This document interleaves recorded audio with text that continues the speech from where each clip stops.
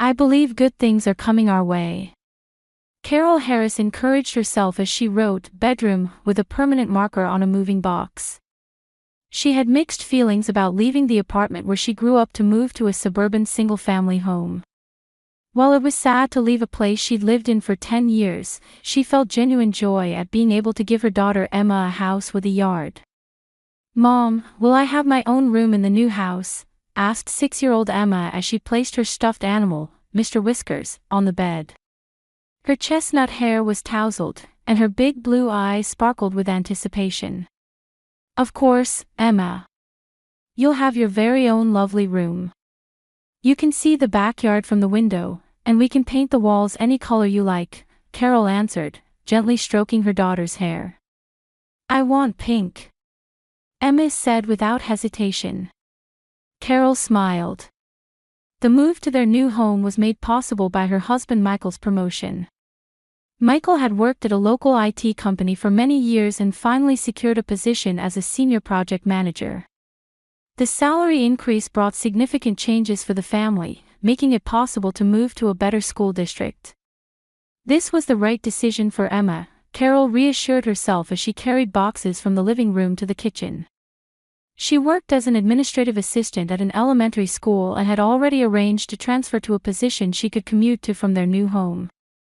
In the evening, Michael returned from work. Though signs of fatigue showed in his eyes, his expression brightened when he saw his family. "How's the packing coming along?" he asked, giving Carol a kiss on the cheek. "Almost done. Just need to pack the last few things tomorrow morning," Carol replied. Emma is so excited. She wants to paint her room pink. Michael laughed. "Of course, our princess needs a pink castle." He took a beer from the refrigerator and sat down next to Carol at the kitchen counter. "It's really a nice house. Great view, close to Emma's school, and we got it within our budget." "I'm sure it's a lovely house since you were so enthusiastic about it," Carol said. In truth, she had initially been hesitant about the 40-year-old house. However, after Michael visited the property multiple times and explained everything with such enthusiasm, she gradually came to agree. As Charlotte said, the previous owner needed to sell quickly, so they reduced the price quite a bit, Michael mentioned. Charlotte Wilson was their real estate agent who had been professional throughout the process. "Why were they in such a hurry?" Carol asked. "Apparently a job transfer. I didn't ask for details." Michael finished his beer and asked, "Where's Emma?" "Playing in her room." "Hey, Michael." Carol continued, choosing her words carefully. "You'll be able to help with the move tomorrow, right?" Michael frowned slightly. "Actually, I have an important meeting tomorrow that I can't miss, especially since I just got promoted." Carol couldn't hide her disappointment. Lately, Michael often called to say he'd be late because of work. While she understood his promotion and new responsibilities, she sometimes felt uneasy about suspicious notification sounds from his smartphone. "But I'll join you in the evening. I've arranged for movers, so they'll handle the initial heavy lifting." Michael placed his hand on her shoulder, trying to reassure her. Carol sighed and agreed. "All right. Emma and I will go ahead and get things ready." That night, after putting Emma to bed, Carol leaned against her daughter's doorway and caught her asking a quiet, prayer-like question. "Is anyone living in the new house?" Emma whispered, looking up at the ceiling. Carol quietly entered the room and sat on Emma's bed. "No, only our family will be living there from now on. But Daddy said someone used to live there before." "Yes, but those people moved away.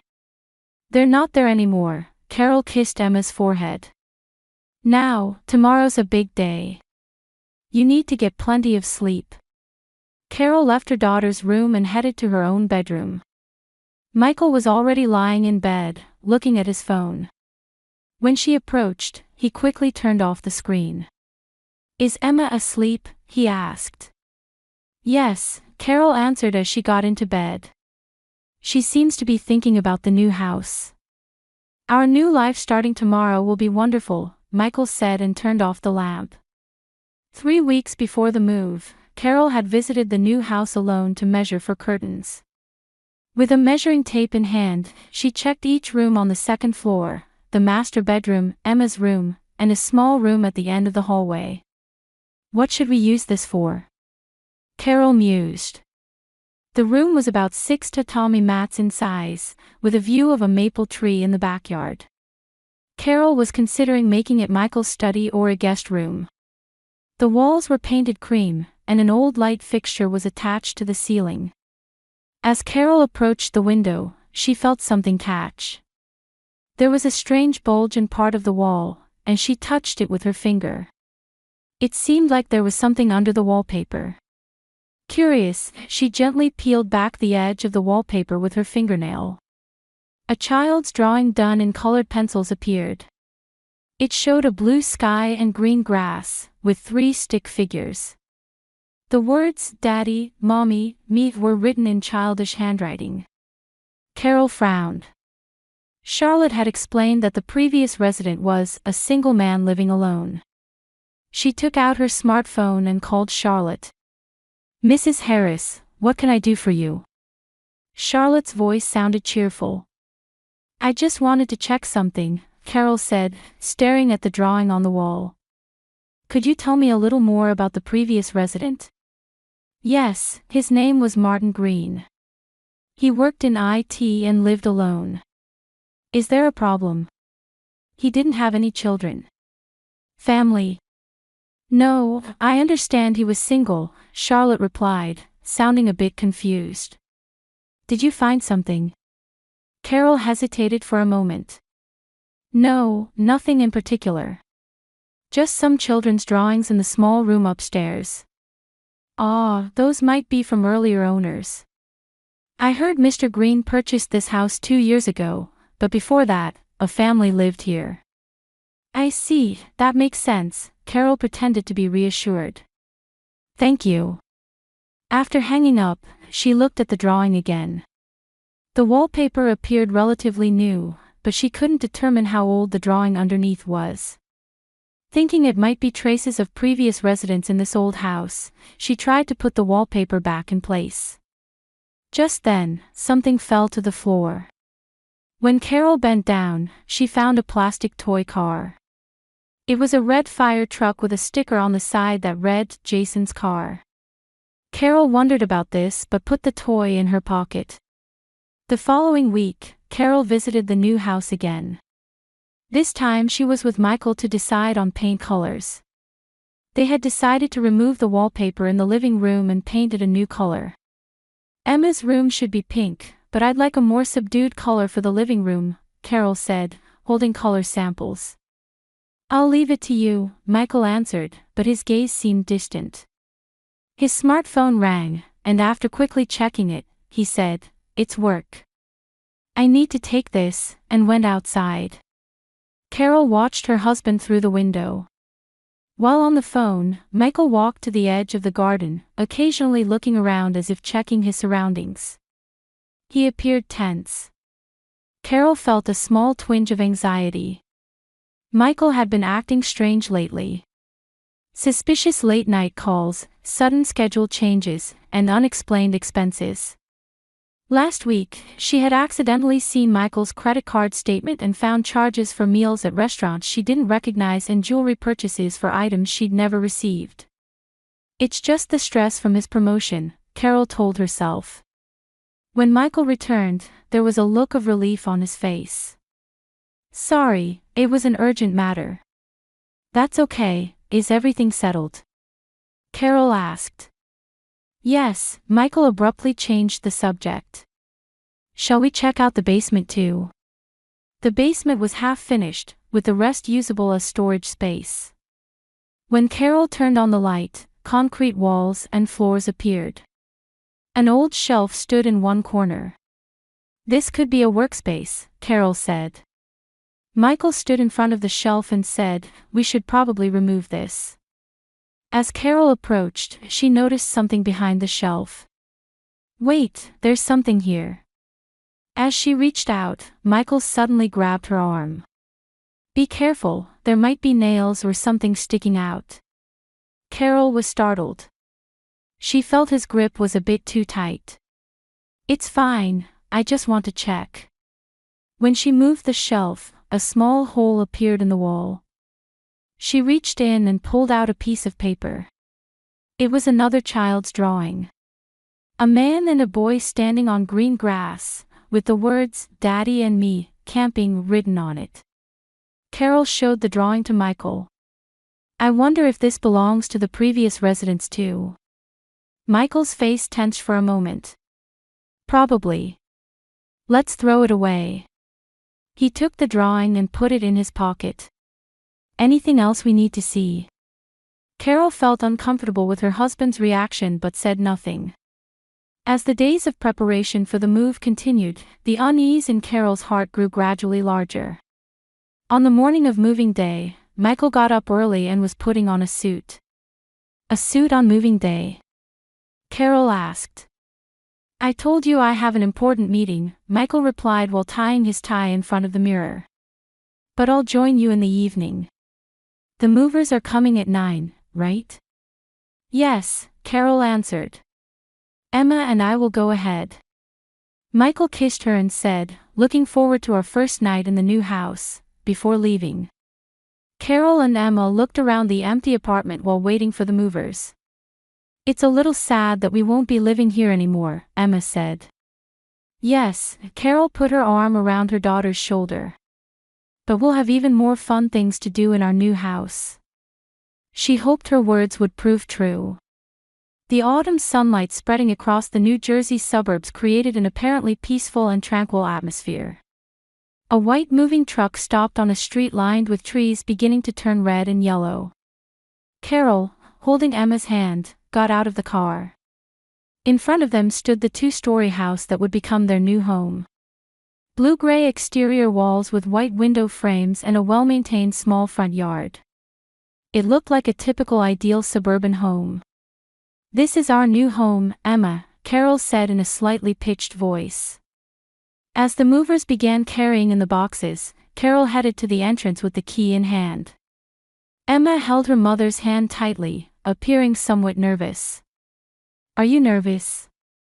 Carol smiled at her daughter. Emma nodded silently. Because I don't have any friends or know the new school yet.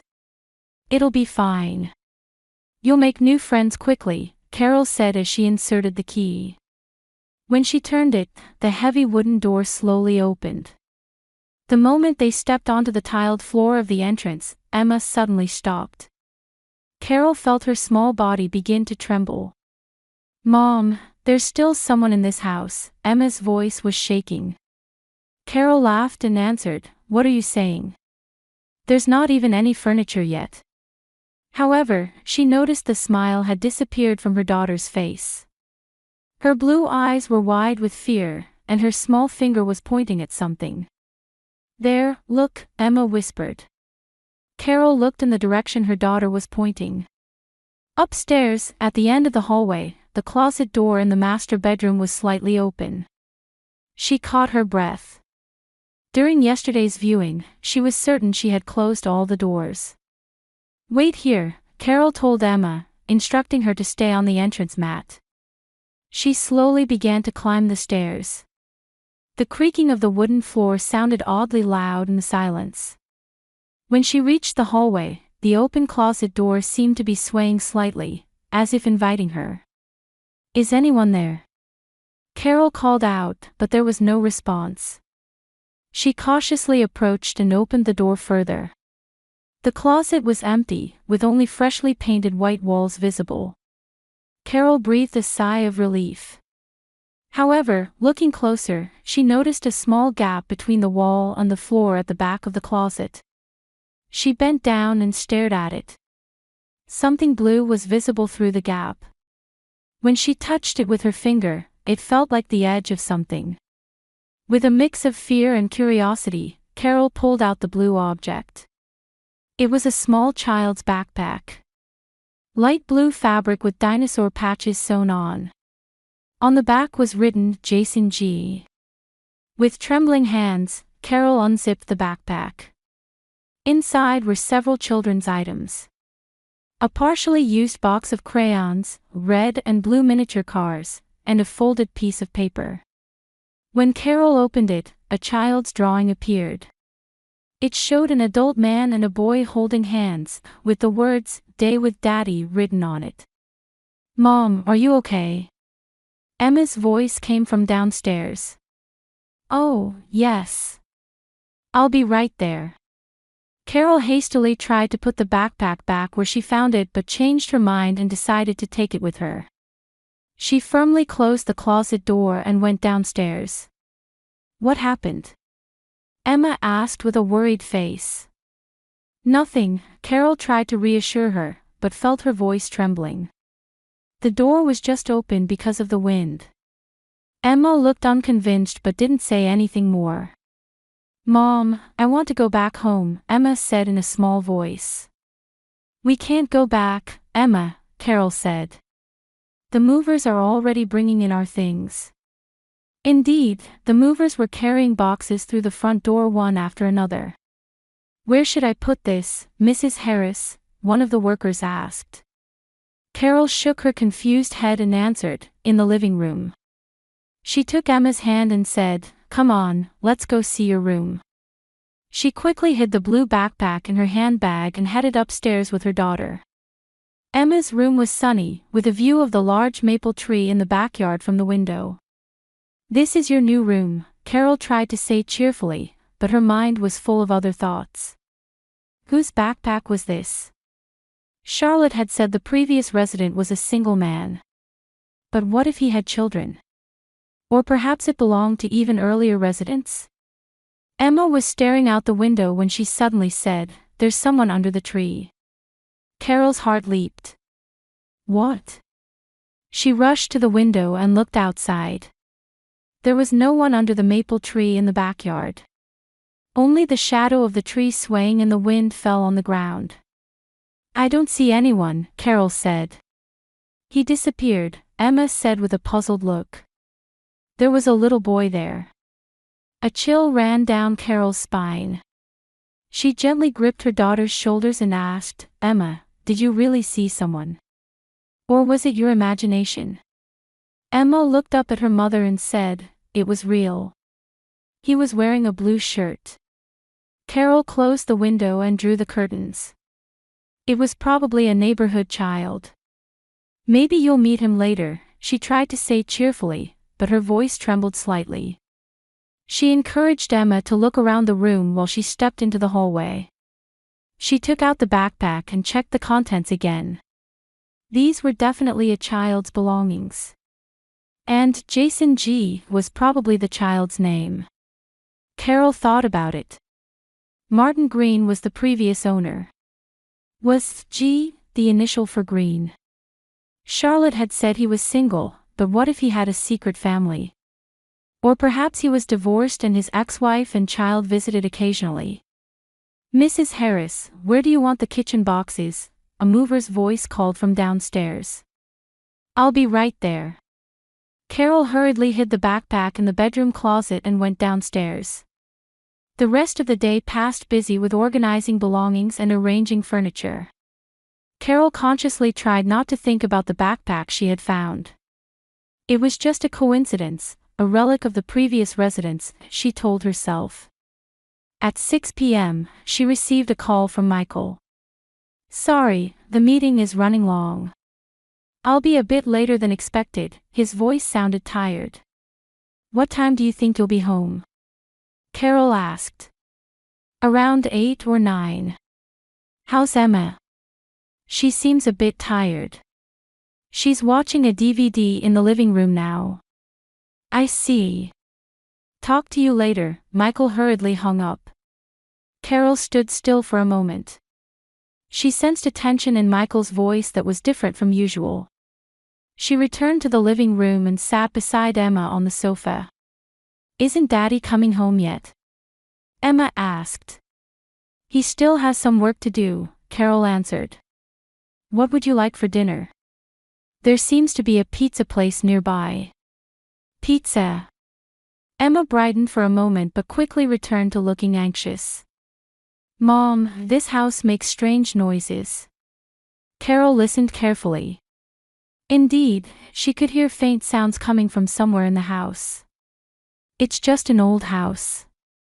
The wood expands and contracts, making those sounds," she explained. "It's nothing to worry about." She took out her smartphone and called a nearby pizza place. After placing the order, she told Emma, "They said it'll be here in about 30 minutes. I'm going to go organize the bedroom. You stay here and watch your DVD," Carol said and headed upstairs. In reality, she intended to examine the backpack again. She retrieved the blue backpack from the bedroom closet and spread its contents on the bed. Examining the contents again, she found a small notebook she hadn't noticed before. Opening it, she found a diary written in childish, awkward handwriting. June 15th. Today, I went to the new house with Daddy. Daddy said we would live here with Mommy and me. But we have to keep it a secret. Carol's hand trembled. The next page read, June 20th. Daddy went back to the other house. Mommy cried. Why does Daddy live in 2 houses? She was shocked. What did this mean? Had the previous owner, Martin Green, been living a double life? If he had a family elsewhere? The doorbell rang, making Carol jump. The pizza delivery had arrived. She quickly put the notebook back in the backpack and hid it in the closet. Mom, pizza! Emma shouted from downstairs. Coming. Carol replied and went downstairs. That night, she ate pizza with Emma and tucked her daughter into her new bed. Michael still hadn't returned.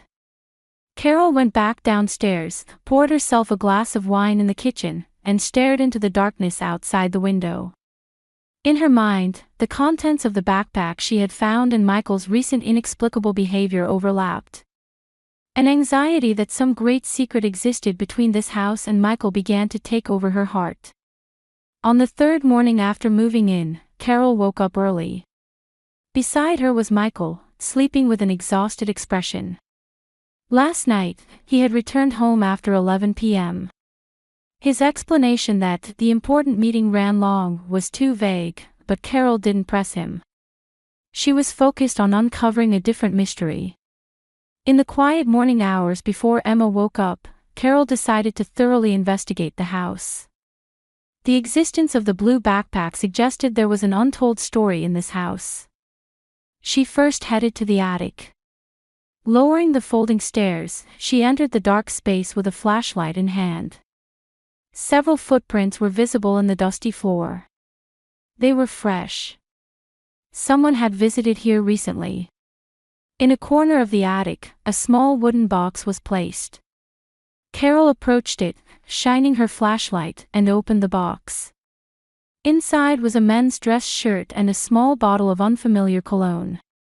The collar of the shirt had the initials MG embroidered on it. Martin Green. It must have belonged to the previous owner. But why hadn't Michael found this during the pre-move inspection? Or had he found it but said nothing? Carol noticed an envelope remaining at the bottom of the box. It contained multiple photographs. They showed an unfamiliar woman. She was beautiful with long brown hair. Next to her was a small boy. And in one photo, there was a man. Carol gasped. The man was surely Martin Green, the previous owner, but what was his relationship with the woman and child in the photo? If he was single, why were there family photos like these? She returned the photos to the envelope and came down from the attic. Next, she headed to the basement.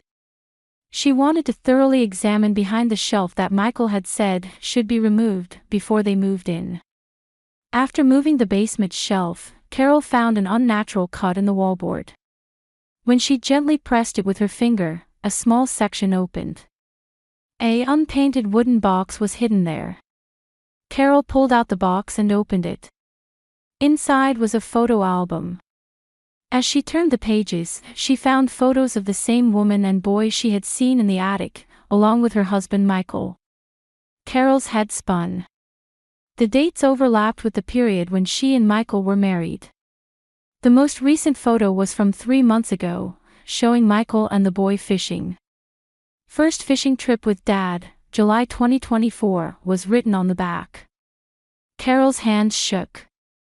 She sat down on the basement floor and closed the album. Michael had been living a double life. Despite being married, he had maintained a relationship with another woman and child, probably spending time with them in this house. And what he called business trips or overtime was likely time spent with this secret family. Mom. Emma's voice suddenly came from the top of the stairs. Carol hurriedly put the album back in the box and pushed it into the hiding place. "I'm here, Emma," she called out while returning the shelf to its original position. When Emma came down to the basement, Carol forced a bright expression. "Good morning, did you sleep well?" "Yes," Emma answered with still sleepy eyes. "What are you doing?" "Just inspecting the house," Carol said. "Let's have breakfast." While preparing breakfast in the kitchen, Carol's mind was in turmoil. She was torn between confronting Michael with the truth immediately or gathering more evidence. "Where's Daddy?" Emma asked. "He's still sleeping," Carol answered. "He was late last night." At that moment, Michael came down the stairs. He looked tired but smiled at his family. "Good morning, everyone." "Good morning," Carol replied shortly. She stared at her husband's face. This person was different from who she thought she knew. A mixture of anger and sadness spread in her chest. "Is something wrong?" Michael noticed her gaze and asked. "No, nothing," Carol said. "I made coffee." Michael accepted the coffee and said, "I'm taking the day off work. I'll help with the unpacking." "I see," Carol answered. She had made her decision. Today, while Michael was at home, she needed to gather more evidence. And when he went out in the evening, she planned to conduct her final investigation. That afternoon, Michael said, "I got an urgent call," and left the house for a short time. Carol used this opportunity to search through Michael's belongings. In a hidden pocket of his suitcase, she found a small key. It was clearly not a house key but was for some kind of lock. In the evening, as expected, Michael said, "I have documents that must be submitted by tomorrow," and left again. After putting Emma to bed, Carol steeled her resolve. It was time to uncover the truth. She returned to the basement and retrieved the album from its hiding place. Carefully examining it from beginning to end, she noticed a small pocket on the inside back cover. There was a slip of paper inside. It contained an address and phone number for a woman named Linda Jones. The address was unfamiliar to her but was within the same state. Carol took out her smartphone and searched for the address on a map application. It was about 30 miles from their house. She stared at the phone number. Linda Jones. The mother of Michael's other family. And Jason was their son. She wasn't prepared to accept this truth. But all the evidence was right in front of her.